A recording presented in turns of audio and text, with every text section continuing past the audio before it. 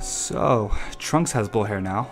To be honest, I was highly doubtful that they were going with this design choice, as Toei Animation does not have the best reputation of consistency when it comes to hair designs, and they often do correct themselves. However, I'm very surprised that they went through it and acknowledged the hair change in the latest episode. But I'll just say this now, just to put it out the way.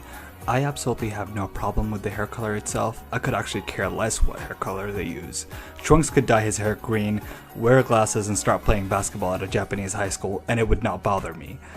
Maybe. But in all seriousness, I'm not trying to hate on the design, but I can't help but question it. I mean, like, did they actually forget his hair color? But that would be impossible since Kid Trunks already has purple hair, and when Trunks had a flashback in DBS episode 47, his flashback portrays him as having his original hairstyle. Now, I'm sure a lot of you are like, well, okay, it's just a hairstyle. There were many instances where her designs are suddenly changed, and you're right. However, I still think that Dragon Ball always picked hair designs that matches the aesthetic theme of the show. For example, look at these two pictures of Trunks. One is 18 or 19 years old, and the other photo is almost twice his age. Now, if you look at the 19-year-old Trunks closely, even without knowing much info about him, you can tell that this guy has been some shit in his life.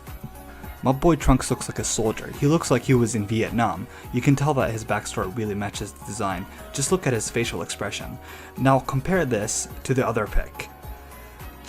In the other pic, Trunks looks like he was invited to a rejected Halloween party.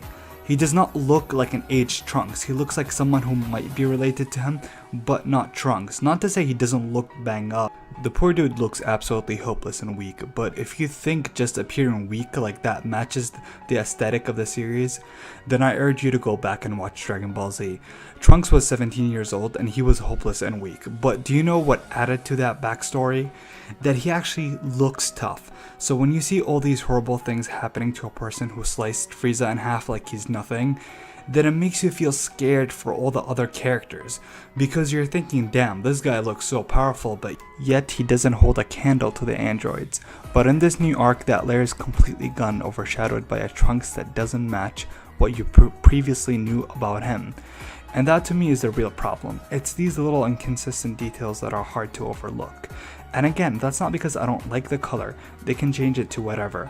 But what really hurts the viewing experience in Dragon Ball Super is that they have this inconsistent theme of just being inconsistent with pre-established details in the franchise. And they do it time after time. And that is what's really problematic. The show is heading to this direction that is filled with plot holes, where the series does nothing to explain to you, and all that does is just split the community in half and make Dragon Ball fans argue with each other over everything. Seriously, every single episode in Dragon Ball Super is accompanied by a herd of fans preaching their own headcanons that helps them sleep at night. It's frankly annoying and hurts the integrity of the franchise as a whole. However, I'm not yet giving up on Dragon Ball Super. On the contrary, I'm super excited for this arc. It looks so sick and awesome, and I have faith that Toriyama will turn this around. I just hope we can at least minimize the inaccuracies that we keep getting. If we can do that, then I'll be able to sleep myself at night. But overall, I hope you enjoyed my Dragon Ball perspective, and hey, I don't expect anyone who watches this video to agree with me, so instead of feeling angry, you can just tell me your point of view. But anyways, please like and subscribe, and see you next time.